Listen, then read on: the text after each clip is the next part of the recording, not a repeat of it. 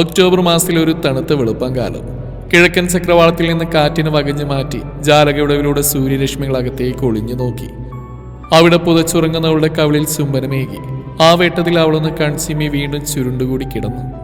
പെട്ടെന്ന് എന്തോ ഓർത്ത പോലെ അവളൊന്ന് ഞെട്ടി എഴുന്നേറ്റു. ഇവൾ ലക്ഷ്മി പ്രിയ, തനി വായാടി, അമ്മയുടെ കാന്താരി, അച്ഛന്റെ പട്ടാളക്കാരി.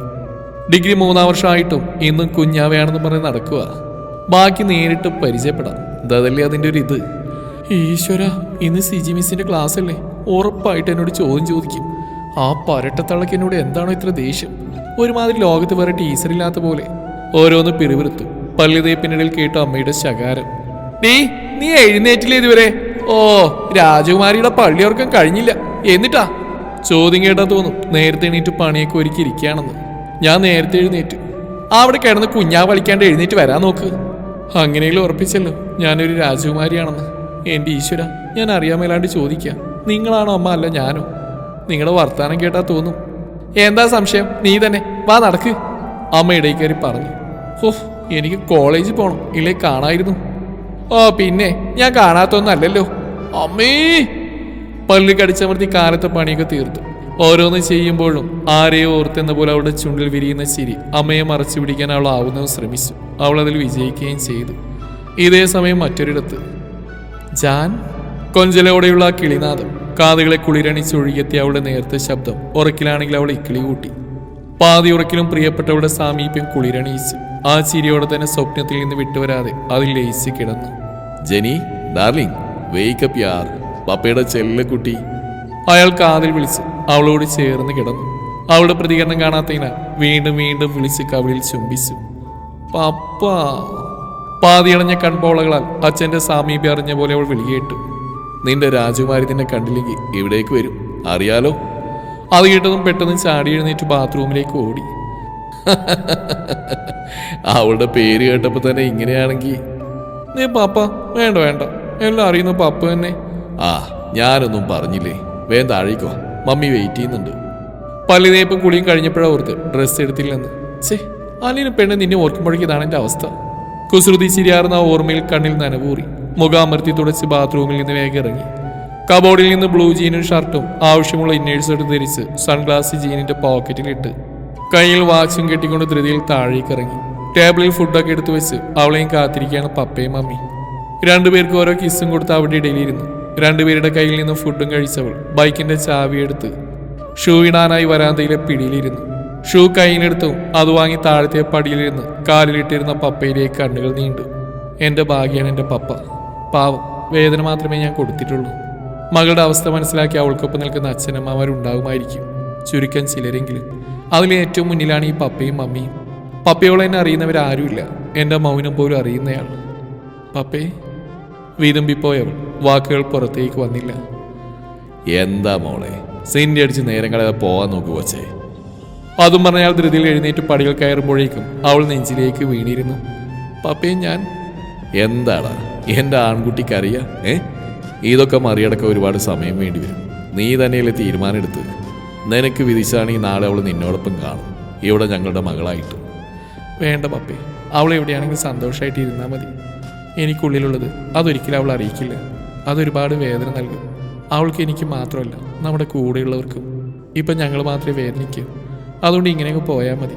ഇവിടെ നിന്ന് സെൻറ്റ് അടിച്ചാൽ ശരിയാവില്ല. ഞാൻ പോവാ. അങ്ങനെയാണോ? അതോ രാജകുമാരിയെ കാണാനോ? പപ്പേ, ദേഗോച്ചിന് നാണം വന്നല്ലോ. പോയെ കളിയാക്കോ ദുഷ്ടൻ. അതും പറഞ്ഞ് 2 കുത്തും കൊടുത്ത് വണ്ടിയിൽ കയറി സൺഗ്ലാസും വെച്ച് വണ്ടി സ്റ്റാർട്ട് ചെയ്ത് മുന്നോട്ടെടുത്തു. വണ്ടി ഒരു നിമിഷം നിർത്തി സൺഗ്ലാസ് അഴുത്തി പപ്പയെ നോക്കി സൈറ്റ് അടിച്ചവൾ വീണ്ടും പറപ്പിച്ചു. വെറുതെ ഫോൺ നോക്കി ബസ് വെയിറ്റ് ചെയ്ത് നിൽക്കുമ്പോൾ തൻ്റെ ഹൃദയമിടിപ്പ് ഉയർന്നതറിഞ്ഞവൾ നെഞ്ചിൽ കൈവച്ച് തന്നെ വന്ന് തലോടിയ കാറ്റിൽ അവളൊന്ന് കുളിർത്ത് റോഡിലേക്ക് നോക്കി. തൻ്റെ പ്രിയപ്പെട്ടവൾ ദൂരെ നിന്ന് വരുന്നു. ഈ കാഴ്ചയ്ക്ക് വേണ്ടിയല്ലേ താൻ ബസ് സ്റ്റോപ്പിലേക്ക് ഓടിയെത്തുന്നു. അവളെ കണ്ടപ്പോൾ മനസ്സ് അപ്പൂപ്പൻ താടി പോലെ പറന്നു. റോഡരികിലേക്ക് നീങ്ങി നിന്നു. ബൈക്കും പറപ്പിച്ചുകൊണ്ട് തന്നിലേക്ക് അടുക്കുന്നവളെ മതിവരാതെ നോക്കി നിന്നു. തന്നെയും അറിയണമെന്നവൾ പോയപ്പോൾ നെഞ്ചിൽ വല്ലാത്തൊരു നീറ്റൽ. മിഴിക്കോണിൽ നീർക്കളം തിളങ്ങി. പക്ഷേ കുറച്ച് ദൂരെ എത്തി വണ്ടി നിർത്തി മിററിലേക്ക് നോക്കുന്നവളെ കാണാൻ തനിക്ക് മുന്നേ തൻ്റെ കാലടികൾ ഓടുകയായിരുന്നു. എനിക്കറിയായിരുന്നു ഈ സമയം ഇവിടെ കാണുമെന്ന്. മറികടന്ന് പോവാൻ തന്നെയാണ് തീരുമാനിച്ചതും. പക്ഷേ ആ കണ്ണുകൾ എന്തിനാണ് കൈകൾ ബ്രേക്കിലേക്ക് അമർന്നതെന്നറിയില്ല. വേണ്ടാന്ന് വെച്ച് പോകുമ്പോഴും ഉള്ളിൻ്റെ ഉള്ളിൽ നിന്ന് ആരോ വേണമെന്ന് പറയുന്നു. ഇനി വണ്ടിയെടുക്കാനും പറ്റില്ല. അവിടെ കോളേജിലെ പിള്ളേരടക്കം കുറേ പേരുണ്ട്. അവർക്ക് മുമ്പിൽ കോമാളിയായി നിർത്താൻ ഒരിക്കലും കഴിയില്ല. അപ്പോൾ ഇഷ്ടമുണ്ടല്ലേ? ഈ ജാടയൊക്കെ വെറുതെയാണെന്ന് എനിക്കറിയാം. കത്തുന്നൊരു നോട്ടമായിരുന്നു മറുപടി. ഇങ്ങനെ നോക്കിയൊന്നും വേണ്ട. ലോകത്ത് വേറെ ആരും ഇല്ലായിട്ടല്ല, മനസ്സിൽ കയറിപ്പോയി. ഇനി പറിച്ചു മാറ്റാൻ കഴിയില്ല. നീ കയറുന്നോ അതോ ഞാൻ വണ്ടി എടുക്കണോ? വെറുതെ ലൂസ് സ്റ്റോക്കിൽ നിന്ന് സമയം കളയാതെ വന്ന് കയറ്, ഇല്ല ഞാനെൻ്റെ പാട്ടിന് പോകും. ജാട ദേ, എൻ്റെ സ്വഭാവം എനിക്ക് തന്നെ പിടിക്കുന്നില്ല. ഇതിനെ കൂടി ഒരു ദിവസം ഞാൻ തരും. ജീവനായി പോയി, അതുപോലെ തോട്ടിലും കളഞ്ഞേനെ. അത്രയും പറഞ്ഞ് വണ്ടിയിൽ കയറി. എനിക്ക് ഇത് തന്നെ വേണം. ഒരു ലിഫ്റ്റ് തരാമെന്ന് വെച്ചപ്പോൾ ഇതല്ലേ സ്വഭാവം. നാട്ടിൽ വേറെ പെമ്പിള്ളേരെ കിട്ടായിട്ടാണ് നീ എൻ്റെ പുറകെ കിടക്കുന്നത്. വണ്ടി എടുത്തുകൊണ്ട് അവൾ പറഞ്ഞു. ജാനെന്ന് വിളിച്ച നാവുകൊണ്ട് വേറൊന്നും വിളിപ്പിക്കരുത് തെണ്ടി. അവിടെ ഒരു ലിഫ്റ്റ്. ഞാൻ പറഞ്ഞു ലിഫ്റ്റ് തരാൻ. ബസ്സിന് പോകാൻ തന്നെ ഇവിടെ വന്ന്. ആ നീ പറഞ്ഞില്ലേ, എന്നാ തോന്നിയതായിരിക്കും. രണ്ട് കൈയും കൂട്ടിപ്പിടിച്ച് നടുമ്പുറത്തൊരു കുത്തു കൊടുത്തവൾ. അമ്മേ! സഡൻ ബ്രേക്ക് ഇട്ടു. ബാലൻസ് ചെയ്യാൻ ഇച്ചിരി പാടായിരുന്നു. ടീ നിനക്ക് ഭ്രാന്താണോ? എൻ്റെ പുറം രണ്ടും ഇപ്പോൾ റോഡിൽ വടിച്ചെടുക്കാൻ മാത്രം കിടന്നേനെ. അതേടി ഭ്രാന്താ, നീ എന്ന ഭ്രാന്ത്. ഇനി നിന്നെ കൊണ്ടേ പോവും. ഇതുപോലെ വല്ലതും പറഞ്ഞാലുണ്ടല്ലോ, എൻ്റെ സ്വഭാവം എനിക്കെന്നെ പിടിക്കുന്നില്ല, അറിയാലോ. ഇതാണ് പറയുന്ന ആർക്കും ഒരു ഉപകാരം ചെയ്യരുതെന്ന്. ദേ എൻ്റെ സ്വഭാവം അതറിയാലോ തമ്പുരാട്ടിക്ക്. പപ്പയാണ്. ഇനി ഒരക്ഷരം നീ മിണ്ടിയ ഓ ദേഷ്യം വന്ന രാക്ഷസിയാ. എന്താ ചെയ്യാന്നറിയില്ല. രണ്ടാളും ഈ കാര്യത്തിൽ ഒരേ വെയ്വാ. തൽക്കാലം മിണ്ടാണ്ടിരിക്കുന്ന നല്ല എന്ന് തോന്നിയോണ്ട് കോളേജ് വരെ ഒന്നും മിണ്ടിയില്ല. കോളേജിൽ വണ്ടി പാർക്ക് ചെയ്ത് വരുന്നവരെ അവളെയും കാത്തവൾ നിന്നു. നീ പോയില്ലേ? ഇല്ല പോയില്ല, അങ്ങനെയൊന്നും പോവില്ല. എന്നാ വിടുന്നില്ലേ, ഞാൻ പൊക്കോണ്ട്. അയ്യണ ഞാനും വരും. എങ്ങോട്ടാടി? തമ്പുരാട്ടി ക്ലാസ്സിൽ പോകാൻ നോക്ക്. അപ്പം നീ വരുന്നില്ലേ? ഈ പറയുന്ന ക്ലാസ്സിലൊന്നും കയറണ്ടേ? ഞാൻ ക്ലാസ്സിൽ കയറുന്ന റോട്ടിൽ നിൽക്കണം, അതൊക്കെ എൻ്റെ ഇഷ്ടം. അതിലൊന്നും നീ തലയിടണ്ട, കേട്ടല്ലോ. നീ എന്താ ജാനി ഇങ്ങനെ? ഞാൻ നിനക്ക് ആരുമല്ലേ? ഒരിക്കലും നീ എന്നെ പ്ലീസ് പ്രിയ. ഇത് തന്നെയാണ് കഴിഞ്ഞ 1.5 വർഷമായിട്ട് നീ എന്നോട് ചോദിക്കുന്നത്. ഉത്തരവൊരു മാറ്റില്ലാതെ ഞാൻ പറഞ്ഞതുമാണ്. ഇത്രയും പറഞ്ഞ് തിരിഞ്ഞടക്കാൻ തുടങ്ങിയവളെ പ്രിയ പിന്നിൽ നിന്ന് പുണർന്നു. ഐ ലവ് യു ജാൻ, പ്ലീസ്. നീ ഇല്ലാതെ എനിക്ക് പറ്റില്ല. എന്നെ ഇങ്ങനെ പിടിച്ചേട്ടിയ പോലെ കാലുകൾ നിശ്ചലമായി. ഏറി വരുന്ന തൻ്റെ ഹൃദയതാളത്തെ വരുതിയിലാക്കാൻ കണ്ണുകളടച്ച് ശ്വാസം നീട്ടി വലിച്ചു. തൊണ്ടക്കുഴിയിൽ നിന്നൊരു തേങ്ങൽ പുറത്തേക്ക് വന്നു. എന്നാൽ അതിസമർത്ഥമായി എല്ലാം ഉള്ളിലൊതുക്കി വർദ്ധിച്ച ദേഷ്യത്തോടെ പ്രിയെ വിടുവിച്ച് അഭിമുഖമായി നിന്നു. വിതുമ്പി വിറയ്ക്കുന്ന ചുണ്ടുകളും കലങ്ങിയ കണ്ണുകളുമായി തന്നെ നോക്കുന്ന തൻ്റെ പ്രിയപ്പെട്ടവളെ കാണെ വല്ലാത്തൊരു നോവ് പടരുന്നത് അറിഞ്ഞിട്ടെന്ന പോലെ അവൾ കുറച്ച് ശാന്തയായി പ്രിയയുടെ കൈകൾ വലിച്ച പാർക്കിങ്ങിലേക്ക് നടന്നു. കയറ്. അത്രമാത്രം പറഞ്ഞ് വണ്ടി സ്റ്റാർട്ട് ചെയ്തു. കയറാൻ മടിച്ചു നിൽക്കുന്നവളെ നോക്കി അലറി. നിന്നോടല്ലേ കയറാൻ പറഞ്ഞ്? ആ ശാസനയിൽ അവൾ ചാടി കയറി. വണ്ടി ഒരുപാട് ദൂരം ഓടി. ജെനിയുടെ റിസോർട്ടിലാണ് വണ്ടി നിർത്തിയത്. അതിവിശാലമായ എല്ലാ ആഡംബര സൗകര്യങ്ങളോട് ചേർന്ന റിസോർട്ട്. കായൽക്കരയോട് ചേർന്ന് നിന്നാൽ നല്ല കാറ്റു നേരിയ തണുപ്പുമുള്ള അന്തരീക്ഷം. ഫലവൃക്ഷങ്ങളും മനോഹരമായ പൂന്തോട്ടം എന്ന് വേണ്ട. കിഡ്സ് ഗാർഡൻ മുതൽ ഗെയിം ഏരിയയും കൂടാതെ ഹൗസ് ബോട്ടും ചെറുതും വലുതുമായ നിരവധി ബോട്ട് സർവീസുകളും ഡ്രിങ്ക്സോടുകൂടിയ വിപുലമായ ഒരു റെസ്റ്റോറൻറ്റും. അതിഥികളൊന്നിനൊരു കുറവില്ലെന്ന് തന്നെ പറയാം. ചെറുതും വലുതുമായ ആവശ്യങ്ങൾക്കുള്ള നിത്യോപയോഗ സാധനങ്ങളും അവിടെ നിന്ന് ലഭിക്കും. കായൽക്കരയുടെ റിസോർട്ടിൽ ഇത്തിരി ദൂരെ ഒഴിഞ്ഞൊരു ഭാഗത്തേക്ക് അവൾ നടന്നു. പിന്നാലെ പ്രിയയും. അവിടെ ആ കരിങ്കൽ പാകിയ അരമതിലിൽ അവൾ ഇരുന്നു. പ്രിയയും തൊട്ടടുത്ത് വന്നിരുന്ന് അറിഞ്ഞിട്ടും ഒന്നും മിണ്ടിയില്ല. എന്തു പറയണം, എങ്ങനെ പറയണമെന്നറിയാതെ ജെനി അസ്വസ്ഥയായതും അതറിഞ്ഞ പോലെ പ്രിയ തൻ്റെ കൈകൾ ജെനിയുടെ കൈകൾക്ക് മേലെ കയറ്റി വെച്ചു. കായൽക്കാറ്റ് അവരെ തഴുകി തലോടിക്കൊണ്ടിരുന്നു. അവരെ പുണർന്ന കാറ്റിന് പ്രണയത്തിൻ്റെ സുഗന്ധമായിരുന്നു. രണ്ടുപേർക്കിടയിലും മൗനം തളം കെട്ടി. ഹൃദയങ്ങൾ ഒന്നാവാൻ വെമ്പി, മനസ്സുകൾ പടപുരുതി. വിട്ടുകൊടുക്കില്ലെന്ന പോലെ പ്രിയയുടെ ഹൃദയവും. എല്ലാം ഇട്ടെറിഞ്ഞ് ഓടി ഒളിക്കാൻ ജെനിയും കൊതിച്ചു. പക്ഷെ അവളുടെ ഉൾത്തുടിപ്പുകൾ അവളെ വിലക്കിക്കൊണ്ടിരുന്നു. ദൂരെ നിന്ന് ഹൗസ് ബോട്ട് അവർക്ക് കുറുകെ നീങ്ങവേ അതിലേക്ക് നോക്കിയ രണ്ടുപേരുടെയും ഹൃദയം എന്തിനോ വേണ്ടി വല്ലാതെ കൊതിച്ചു. ഇണപ്രാവുകളെപ്പോലെ കുറുകുന്ന രണ്ടുപേർ ചുറ്റുപാടും ആസ്വദിച്ച് പ്രണയം പങ്കിടുകയായിരുന്നു. ഒരു വേള അവിടെ ഞാനായെങ്കിൽ പ്രിയെ, കൂടെ നീയും. കൈകൾ അതിനനുസരിച്ച് മുറുകിയപ്പോൾ ജെനി പ്രിയെ തിരിഞ്ഞു നോക്കി. അതേ നിമിഷം പ്രിയയുടെ കണ്ണുകളും ജെനിയിലേക്കായിരുന്നു. കണ്ണുകൾ ഇടഞ്ഞു. പിൻവലിക്കാനാവാതെ ആ കണ്ണിലെ പ്രണയമാവുന്ന കടലാഴങ്ങളിലേക്ക് അവളുടെ കണ്ണുകളിൽ കുരുങ്ങിക്കിടന്നു. കുറച്ച് നിമിഷങ്ങൾ ആ പ്രണയ നിമിഷത്തെ തച്ചുടച്ച് ജെനി തന്നെ ധൈര്യം സംഭരിച്ച് പ്രിയോട് സംസാരിക്കാൻ തീരുമാനിച്ചു. പെട്ടെന്ന് മുഖം തിരിച്ചതും ഒരു തണുപ്പ് കവിളിൽ തട്ടിയകന്നു. പേരറിയാത്ത സുഖം. പറയാൻ വന്നത് മറന്ന് ആ തണുപ്പിനെ ആവാഹിച്ച് കണ്ണടച്ചു. പെട്ടെന്ന് എന്തോ ഓർത്ത പോലെ അവളൊന്ന് തലകുടഞ്ഞു. നീ പറയാൻ സമ്മതിക്കാതെ പ്രിയ ഇടയിൽ കയറി. അതെ ഞാൻ.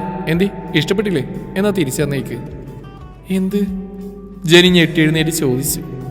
ഞാനും ഉമ്മന്ന് ഇഷ്ടമല്ലെങ്കിൽ തിരിച്ചു തന്നേക്കാൻ. ലക്ഷ്മി. ആദ്യമായിട്ടാണ് അവളിൽ നിന്ന് അങ്ങനെ ഒരു വിളി. അത് കേട്ടതും പ്രിയ ഇഷ്ടക്കേട് കൊണ്ട് തലയനക്കി വേണ്ടെന്ന പോലെ. നീ നോക്ക്, നീ കാണിക്കുന്നത് ശരിയാണെന്ന് തോന്നുന്നുണ്ടോ? 1.5 വർഷം, ഈ കഴിഞ്ഞ 1.5 വർഷം കൊണ്ട് മാറ്റമില്ലാത്ത എൻ്റെ പിറകെ വീണ്ടും നീ വരുന്നത് എന്തിനാന്ന് എനിക്ക്. പ്രിയ, നീ ഇപ്പോൾ ഈ കാണിക്കുന്ന സ്നേഹം, പ്രണയം, ഇതൊക്കെ നിനക്ക് നാളെ വേദന തരും. ഈ എന്നെ പ്രണയിച്ചതിൻ്റെ പേരിൽ വീട്ടുകാരുടെ ശാപവും സമൂഹത്തിൻ്റെ കുറ്റപ്പെടുത്തലും കളിയാക്കലും പേറി നീ തളരും. ആരുമില്ലാതെ ഒറ്റപ്പെടും. ഈ ബന്ധം സമൂഹം അംഗീകരിക്കില്ല. കഴിഞ്ഞോ? അല്ല ഇനിയുണ്ടോ? ഈ പറയുന്ന സമൂഹം, നാട്ടുകാർ, ഫ്രണ്ട്സ്, ഇവരാരും എനിക്ക് ചെലവിന് തരുന്നില്ല. അവർക്ക് എന്തിനാ നോക്കണം? എൻ്റെ സന്തോഷം, സങ്കടം, ഇഷ്ടം, അതൊക്കെ എൻ്റെ സ്വാതന്ത്ര്യം. അതിലാരെയും തലയിടാൻ ഞാൻ അനുവദിക്കില്ല. ഓക്കെ. അപ്പം അമ്മയും അച്ഛനും അവർ സമ്മതിക്കുമോ? കണ്ണുനീരായിരുന്നു മറുപടി. അറിയില്ല, എനിക്കൊന്നും അറിയാൻ വേണ്ട. കൂടെ നിന്നാൽ മതി. ഇഷ്ടമാണെന്നൊരു വാക്ക് കേട്ടാൽ മതി. ദൂരെന്ന് കണ്ടാൽ മതി. വേറൊന്നും വേണ്ട. ഞാനിങ്ങനെ കഴിഞ്ഞോളാം. ഇഷ്ടമല്ലെന്ന് മാത്രം പറയരുത്. തകർന്നു പോകും ഞാൻ. ഏങ്ങി കരഞ്ഞവൾ മണ്ണിൽ മുട്ടുകുത്തിയിരുന്നു. എന്ത് ചെയ്യണമെന്നറിയാതെ അവൾ ഉഴറി. നെറ്റിയിലൂടെ വിയർപ്പുകൾ ഒലിച്ചിറങ്ങി. പുറം കൈയാൽ തുടച്ച നെഞ്ചിലെ ഭാരത്തെ ഇളക്കി പ്രിയക്കരികിൽ മുട്ടുകുത്തി. പ്രിയ പ്ലീസ്, കരയില്ലേ? എന്ത് സന്തോഷമായിരുന്നു ആ പഴയകാലം. ഉറ്റ സുഹൃത്ത്, ആത്മാവായിരുന്നു. അല്ല, പേരറിയാത്ത ഇഷ്ടം നമ്മൾ പരസ്പരം ഉണ്ടായിരുന്നു.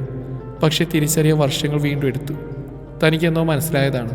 ഇവൾക്ക് മനസ്സിലായത് ഡിഗ്രി കാലത്താണെന്ന് മാത്രം. ചിന്തകൾക്ക് കടിഞ്ഞാണിട്ട് പ്രിയയെ എഴുന്നേൽപ്പിച്ചു. കരഞ്ഞുകൊണ്ടവൾ ജനിയെ കെട്ടിപ്പിടിച്ചു. പ്രിയ പ്ലീസ്, ഞാൻ പറയട്ടെ? പറയുന്ന കേൾക്കുമോളെ. വേണ്ട, പറ്റില്ല, എനിക്ക് പറ്റില്ല. ഞാൻ എന്ത് തെറ്റ് ചെയ്തു? പ്രണയിച്ച തെറ്റാണോ? ഞാൻ ഇങ്ങനെയായത് എൻ്റെ കുറ്റാണോ? നീ കള്ളം പറയാം. എന്നെ ഒത്തിരി ഇഷ്ടമാണ് നിനക്ക്. അല്ലെങ്കിൽ ഇന്നേവരെ നീ ആരെയും ഇഷ്ടപ്പെടാണ്ടിരിക്കുകയോ? ശരിയാണ്, പക്ഷേ സമ്മതിച്ചു കൊടുക്കാൻ അവളും തയ്യാറായില്ല. എനിക്കാരോടും പ്രണയില്ലെന്ന് നിനക്കറിയില്ലേ? അതാ ഞാൻ ചോദിച്ചത്. എന്തുകൊണ്ട് ആൺകുട്ടികൾക്ക് പ്രപ്പോസ് ചെയ്യുമ്പോഴും അവരോട് പിരിക്കുമ്പോഴും നീ കംഫർട്ടായിരുന്നു, പക്ഷെ ഞാനല്ലാതെ ഏതൊരു പെൺകുട്ടികളുടെ കൂടി നീ ഡിസ്റ്റൻസ് ഇട്ടാണ് പെരുമാറുന്നത്? അതെന്താ? പ്രിയ, നീ എന്തൊക്കെയാ പറയുന്നത്? അവളിൽ നിന്ന് വിട്ടുമാറി ആ മുഖത്തേക്ക് നോക്കി. ഞാൻ പറഞ്ഞത് നിനക്ക് മനസ്സിലായില്ലെന്നുണ്ടോ? ഇല്ലെങ്കിൽ വ്യക്തമാക്കി തരാം. നീ കാണിക്കുന്നൊക്കെ അഭിനയ. എനിക്ക് മുമ്പിൽ പിടിച്ചിക്കാൻ പറ്റാതെ തളരുമ്പോഴും നിന്നിൽ വാശിയാണ്, ജയിക്കാനുള്ള വാശി. കാരണം എന്നെ ഓർത്ത്, എൻ്റെ ഭാവി ഓർത്ത്. നിന്റെ ഉള്ള എന്നേക്കാൾ മറ്റാർക്കാണ് അറിയാൻ പറ്റുക? ഓരോ തവണ ദേഷ്യപ്പെടുമ്പോഴും നിന്റെ ഈ പിടയുന്ന മിഴികൾ വിളിച്ച് പറയാറുണ്ട് എന്നോടുള്ള സ്നേഹത്തിൻ്റെ ആഴം. നീ സാധാരണ പെൺകുട്ടി അല്ല ജെനി, അതുപോലെ ഞാനും. അല്ല അല്ല അല്ല, നീ എൻ്റെ മനസ്സ് മാറ്റാൻ വേണ്ടി ഇല്ലാത്ത വിളിച്ചു പറയണ്ട. ഇപ്പോൾ കൂടി നീ പതറിപ്പോകുന്നു ജെനി. തേ നോക്ക് എൻ്റെ ഈ കണ്ണുകളിലേക്ക്. പ്രിയ ജെനിയുടെ തൊട്ടരികിൽ നിന്നു കാറ്റ് കടക്കാൻ പാകത്തിനൊരകലം.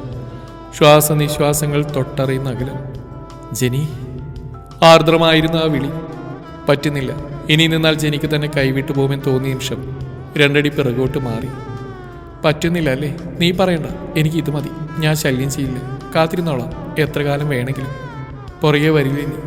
അകന്നു മാറുമ്പോഴും ഒഴിഞ്ഞു മാറുമ്പോഴും വേദനയാണ്, പക്ഷെ അതിനൊരു സുഖമാണ്. ഞാൻ പോവാ. അതും പറഞ്ഞ് പ്രിയ തിരിഞ്ഞോടി.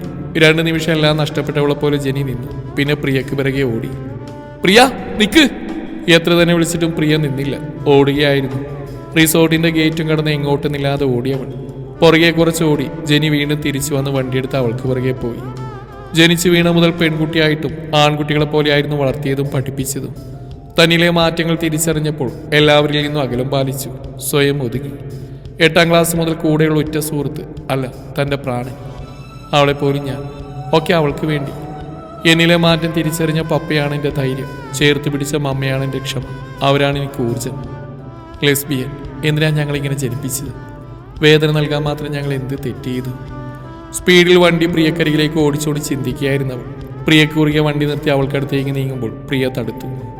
വേണ്ട, ഞാൻ പൊക്കോളാം. ഇനി വരില്ല. കാണേണ്ട, പൊക്കോ. എല്ലാവർക്കും അവരുടെ ഇഷ്ടവും താല്പര്യം. ഇതിൽ എൻ്റെ ഇഷ്ടം താല്പര്യമൊക്കെ വെറുതെ. എന്നെ ഇഷ്ടമില്ലാത്തവരെ എനിക്കും ഇഷ്ടമല്ല. വേണ്ട, ഇനി എന്നെ കാണില്ല. അതും പറഞ്ഞ് പിന്തിരിഞ്ഞോടിയതും നിയന്ത്രണം തെറ്റിയ ബൈക്ക് അവളെ തട്ടിത്തെറിപ്പിച്ചു. കണ്ടത് വിശ്വസിക്കാനാവാതെ ജെനി തറഞ്ഞു നിന്നു. ഒരു നിമിഷം കൊണ്ട് സംഭവിച്ചത് ഓർത്തെടുത്തവൾ പ്രിയക്കരികിലേക്ക് ഓടി. പ്രിയ, നീ എന്തായി കാണിച്ച്? നിനക്ക് വേണ്ടിയല്ലേ ഞാൻ. നീ ഇല്ലാതെ ഞാൻ എങ്ങനെയാ പെണ്ണി? ആ നിമിഷം അവൾ പോലും അറിയാതെ അവൾക്കുള്ളിലെ പ്രണയം പുറത്തു വന്നു. ചോരയിൽ കുളിച്ച് തന്റെ മുന്നിൽ കിടക്കുന്നവളെ കാണെ ഹൃദയം പൊട്ടി. പതിയെ ബോധം മറഞ്ഞു. ആരൊക്കെയോ വരുന്നതും തന്നെയും കൊണ്ട് പോകുന്നു പാതി ബോധത്തിൽ അറിയുന്നുണ്ടായിരുന്നു. പക്ഷേ ചുണ്ടനങ്ങിയില്ല. ഉള്ള മാർത്ത് കരഞ്ഞു. മയക്കം വിട്ടു നിന്നപ്പോൾ തൊട്ടടുത്ത് മമ്മിയെ കണ്ട് പൊട്ടിക്കരഞ്ഞു. പിന്നെ എന്തോ ഓർത്ത പോലെ ട്രിപ്പിട്ട ക്യാനിലോ വലിച്ചൂരി ഓടിയവൾ. ഡോറ് തുറന്നു വന്ന പപ്പയുടെ നെഞ്ചിലേക്ക് തട്ടി ബോധം മറിഞ്ഞ് വീഴുന്നതിന് മുന്നേ അവളെ പപ്പ കയ്യിൽ കോരിയെടുത്തു. കൈകളിലൂടെ ഒഴുകിയ ചോരത്തുള്ളികൾ കാണെ പപ്പയ്ക്കും മമ്മിക്കും ആധിയായി. ഡോക്ടർ വന്ന് ഇഞ്ചക്ഷൻ നൽകിയതും നീണ്ട മയക്കത്തിലേക്ക് പോയി. കണ്ണു തുറക്കുമ്പോൾ വെള്ളയണിഞ്ഞ മാലാഖകൾ ചുറ്റും. തലക്ക് വല്ലാത്ത ഭാരം പോലെ, സഹിക്കാനാവാത്ത വേദനയും. ഏയ് കുട്ടി, തല എനിക്കല്ലേ? ഇതെവിടെയെന്ന് ഓർത്തെടുക്കുമ്പോൾ കഴിഞ്ഞ മണിക്കൂറുകൾ തനിക്ക് മുമ്പിൽ തെളിഞ്ഞതും കണ്ണുകൾ നിറഞ്ഞൊഴുകി. എന്തോ ഓർത്ത പോലെ ചുണ്ടുകൾ ചലിച്ചു. സിസ്റ്റർ ജെനി. മോള് കരയണ്ട, ആ കുട്ടിക്ക് ഒന്നുമില്ല, എല്ലാവരും ഉണ്ട്, നാളെ റൂമിൽ പോയാൽ കാണാം. അവരവരുടെ വേദന അറിഞ്ഞ പോലെ തലോടി കൊടുത്തു. കണ്ണുകൾ അടഞ്ഞ് എഴുന്നേറ്റ് ഡോക്ടറെ വിവരമറിയിച്ചു. മയങ്ങിക്കിടക്കുന്ന മകളുടെ മിഴിനീരുകൾ കാണെ അച്ഛൻ്റെ നെഞ്ചി വിങ്ങി. ഭാര്യയെ നോക്കി വെളിയിലേക്ക് ഇറങ്ങി. കുറച്ചുമുമ്പുള്ള നിമിഷങ്ങൾ ഓർത്തപ്പോൾ ചുണ്ടിലൊരു ചിരിമിന്നി. ICUവിനരികിൽ പ്രിയയുടെ അച്ഛൻ്റെ അമ്മയുടെ അരികിലിരുന്നു. മോൾക്ക്? അവരൊരുമിച്ച് ചോദിച്ചു. ഏയ്, അവൾക്ക് കുഴപ്പമൊന്നുമില്ല, പാവം, ഒരുപാട് ഉള്ളിലൊതുക്കിയതല്ലേ, ഇപ്പൊ നടന്നൊന്നും മക്കൾ അറിഞ്ഞില്ലല്ലോ. ഏതായാലും അവരിവിടെ നിർത്തിയാൽ ശരിയാവില്ല. ചോദ്യങ്ങളും പരിഹാസങ്ങളും. നമ്മുടെ മക്കളെ നമ്മൾ തന്നെ സംരക്ഷിക്കണം, അവരോടൊപ്പം ഇനി അങ്ങോട്ട് പ്രത്യേകിച്ച്. അവരുടെ സന്തോഷം, അതിലാ ഞങ്ങൾക്ക് വേറൊന്നും വേണ്ട, അല്ലേ ഏട്ടാ? പ്രിയയുടെ അമ്മ പറഞ്ഞു. സമ്മതം എന്ന പോലെ അച്ഛനും. ഡോക്ടറുടെ മുറിയിൽ നിന്നാണ് എല്ലാ കാര്യങ്ങളും അവരറിഞ്ഞത്. ആദ്യമൊന്നും അംഗീകരിക്കാൻ കഴിഞ്ഞില്ല. ഡോക്ടറാണ് വിശദമായി കാര്യങ്ങൾ പറഞ്ഞു തന്നത്. എന്നാൽ ഇത്രയും വർഷം കൂടെ ഉണ്ടായിട്ടും നോട്ടം കൊണ്ടുപോലും മകളിലെ മാറ്റം അറിയാൻ കഴിഞ്ഞില്ലല്ലോ തനിക്ക്. ഒരു കൂട്ടുകാരി ആയിരുന്നില്ലേ? പിറ്റേന്ന് പ്രിയ റൂമിലേക്ക് മാറ്റി. അവൾക്ക് ജെനിയെ കാണാൻ തിടുക്കമായി. എന്നാൽ അമ്മയോടോ അച്ഛനോടോ സംസാരിച്ചില്ല. അമ്മയുടെ മുഖം ദേഷ്യമാണ്. അച്ഛന് ദേഷ്യമാണോ ഇഷ്ടമാണോ എന്ന് പറയാൻ പറ്റില്ല. എല്ലാം ചെയ്തു തരുമ്പോഴും അമ്മ ഒരക്ഷരം മിണ്ടിയില്ല. ഞാനൊന്ന് പുറത്തു പോയിട്ട് വരാം, അതും പറഞ്ഞ അച്ഛൻ വെളിയിലേക്ക് പോയി. അമ്മേ. എന്താ? സോറി. അവിടെ ഒരു കോറി കയ്യിന്ന് വാങ്ങു, നീ ആത്മഹത്യ ചെയ്യാൻ നടക്കുന്നു, ഒരു വാക്ക് ചോദിച്ചോ പറഞ്ഞോ? അവളാകെ ഞെട്ടി. ആത്മഹത്യ? എല്ലാവരും അങ്ങനെയാണ് കരുതിയത്. ഡീ, നാവറങ്ങിപ്പോയോ? എല്ലാം കൂടി ഒരുമിച്ച് ചോദിക്കാൻ ഒന്നായി ചോദിക്കുക, ഞാൻ പറയാം. എന്നാലും ആ കൊച്ചിന് ഗതി വന്നല്ലോ, വേറെ ആരെയും കിട്ടിയില്ലേ ഈശ്വര. അമ്മേ, അലറണ്ട, നിന്റെ സ്വഭാവം കൊണ്ട് പറഞ്ഞതാ. ഓ പിന്നെ, അത് നിങ്ങളുടെ കയ്യിലിരിപ്പ്, നിങ്ങളുടെ വിത്തല്ലേ, ഇങ്ങനെ വരൂ. ഓ, എന്നിട്ടാണോ തോറ്റോടിയത്? പ്രേമിച്ചാ പോരാ, ധൈര്യത്തോടെ നേടാൻ പൊരുത്തണം. ഇതൊരു മാതിരി. അമ്മേ, ഒരു രോഗിയായ കുഞ്ഞാവയാ ഞാൻ, ഇച്ചിരി സ്നേഹമെങ്കിലും. അത് കൂടിയതിന്റെ കുഴപ്പാ, നേരത്തെ കെട്ടിയ കുഞ്ഞാവന്റെ മടി കിടന്ന് കളിച്ചേനെ. അല്ലേലും യോഗല്ല. പപ്പേ, എനിക്ക് പ്രിയെ കാണണം. കാണാം, എഴുന്നേറ്റൊന്ന് ഫ്രഷായി വാ, എന്നിട്ട് വല്ലതും കഴിച്ചിട്ട് പോവാം. വേണ്ട പപ്പേ, നമുക്ക് കണ്ടിട്ട് വരാം. അത് പറ്റില്ല, ഈ കോലത്തിൽ കണ്ട അവൾക്ക് വിഷമാവും. പപ്പയും അമ്മയും നിർബന്ധിച്ച് കഴിപ്പിച്ച് മരുന്നും കഴിപ്പിച്ചാണ് പ്രിയയുടെ അടുത്തേക്ക് കൊണ്ടുപോയത്. അവളുടെ റൂമിലേക്ക് പോകും തോറും വിറയൽ ശരീരത്തിൽ പടരുന്നറിഞ്ഞതും പപ്പയെ ചേർത്ത് പിടിച്ച് പപ്പ ഒന്നുമില്ലെന്ന് കണ്ണു ചിമ്മി. ഇനിയിപ്പോൾ നിങ്ങൾക്ക് പ്രത്യേകം കുഞ്ഞാവയുടെ ആവശ്യമില്ലല്ലോ, ആ കാര്യത്തിൽ നിങ്ങളൊന്നാ. അതും പറഞ്ഞ് ഡോറിൽ നിന്ന് വരുന്നവരെ കണ്ട് രണ്ടുപേരും ചിരിച്ചു. പറഞ്ഞതെല്ലാം കേട്ടെന്ന് അവരുടെ മുഖത്ത് വിരിഞ്ഞ ചിരിയിൽ നിന്ന് മനസ്സിലായി. ഞാൻ വെറുതെ ഓരോന്ന് കളിയാണേലും കാര്യമില്ലേ പറഞ്ഞ്. പിന്നെ ഞങ്ങൾക്ക് ഡോക്ടറിന് കാണും, ഇവൾക്ക് പ്രിയ കാണുന്നു, ഇവളെ ഇവിടെ വിടാമെന്നാ. പോയി വരാമെന്ന് പറഞ്ഞ് തിരിഞ്ഞതും എന്തോ ഓർത്ത പോലെ പ്രിയയുടെ അമ്മ തടഞ്ഞു. ഞാനും വരുന്നുണ്ട്. അമ്മേ, എവിടെ പോവാ? പ്രിയ ചോദിച്ചു. ഞാനിപ്പോൾ വരാം, എനിക്ക് ഡോക്ടറെ ഒന്ന് കാണണം, മരുന്ന് വാങ്ങാനുണ്ട്. പേഴ്സ് എടുത്ത് ജെനിയുടെ അടുത്ത് വന്ന് അവളെയും ചേർത്ത് പിടിച്ച് നെറ്റിൽ മുത്തി പുറത്തേക്ക് ഇറങ്ങി. ഉള്ളിൽ സന്തോഷമുണ്ടെങ്കിൽ കൂടി പ്രിയ ജെനിയെ നോക്കാതെ ചുമരിലേക്ക് നോക്കി കിടന്നു. ജെനി പ്രിയക്കരികിലിരുന്നു. ചിരിച്ചുകൊണ്ട് നെറ്റിയിലും കവിളിലും തലോടുമ്പോൾ പ്രിയ ദേഷ്യത്തോടെ കൈ തട്ടി മാറ്റി. എന്നെ തൊടണ്ട. തൊടണ്ടേ? കള്ളച്ചിരിയോടെ ചോദിച്ചത് വേണ്ടെന്ന് തലയനക്കി. എന്തി വേണ്ടേ? തൊടണ്ടേ? അതും പറഞ്ഞ് തലവെട്ടിച്ചു. ആഹാ, അത്ര കായം. ജെനിയുടെ കൈകൾ കുസൃതി കാട്ടി കുനിഞ്ഞുകൊണ്ട് നെറ്റിയിൽ മുത്തി. വേണ്ട, പൊക്കോ, എന്നെ ഇഷ്ടമല്ലല്ലോ. എന്നെ ആരും തൊടുകയും മുത്തിയൊന്നും വേണ്ട, എന്നെ ആരും കഷ്ടപ്പെട്ട് സ്നേഹിക്കുകയും വേണ്ട. വിളച്ചിലെടുത്താൽ എൻ്റെ സ്വഭാവം അറിയും. അടങ്ങി കിടക്കടി, പോയി, എനിക്ക് വേണ്ട. അത് പറഞ്ഞ ജെനിയുടെ ചുണ്ടുകൾ പ്രിയയുടെ ചുണ്ടിൽ ചേർന്നു. പെട്ടെന്നായതുകൊണ്ട് പ്രതികരിക്കാൻ കഴിഞ്ഞില്ല. പ്രതീക്ഷിക്കാത്തതായതുകൊണ്ട് ഞെട്ടി കണ്ണു വിഴിഞ്ഞു. ജെനിയുടെ കണ്ണുകൾ നിറഞ്ഞൊഴുകി. അത് ചുണ്ടിലൂടെ പ്രിയയുടെ ചുണ്ടിലേക്ക് പകർന്നു. സോറി. പ്രിയക്കും സഹിക്കാൻ കഴിഞ്ഞില്ല. കരഞ്ഞുകൊണ്ട് ജെനിയെ ചേർത്ത് പിടിച്ചു. ഏറെ നേരം അവർ കെട്ടിപ്പിടിച്ച് കിടന്നു. ഇവിടെ ആരോ തൊടണ്ട പിടിക്കണ്ടെന്നൊക്കെ പറഞ്ഞിട്ട് ജെനി ഇടം കണ്ടിട്ട് ചോദിച്ചു. ഞാനങ്ങനെ പലതും പറയും മിച്ചറി. ഓഹോ, ഇനി അങ്ങനെ പറഞ്ഞാൽ വേറെ ആളെ നോക്കും. വെറുതെ ഓരോന്നും പറയുന്നത് കൊണ്ട് കടുങ്ങി ചെയ്യിപ്പിച്ച് എൻ്റെ കൊച്ചുങ്ങൾക്ക് തന്തയില്ലാതാക്കരുത്. കൊച്ചുങ്ങളോ? ഏത് കൊച്ചുങ്ങള്? നമ്മുടെ കൊച്ചുങ്ങള്, എൻ്റെ പൂച്ചക്കുഞ്ഞുങ്ങള്. അത് കേട്ടത് ജെനിക്ക് ചിരി വന്നു. അതേസമയം എന്തോ ഓർത്ത പോലെ സ്വിച്ചിട്ട പോലെ നിന്നു. ജെനിയെ, നീ പെട്ടുമോളെ, ഇവള് കുഞ്ഞാവയല്ല, അതുക്കും മേലെ. ഉള്ളിൽ നിന്ന് ആരോ വിളിച്ചു പറഞ്ഞു കേട്ട പോലെ ജെനി തലക്കും കൈ കൊടുത്ത് മേലേക്ക് നോക്കി നിന്നു.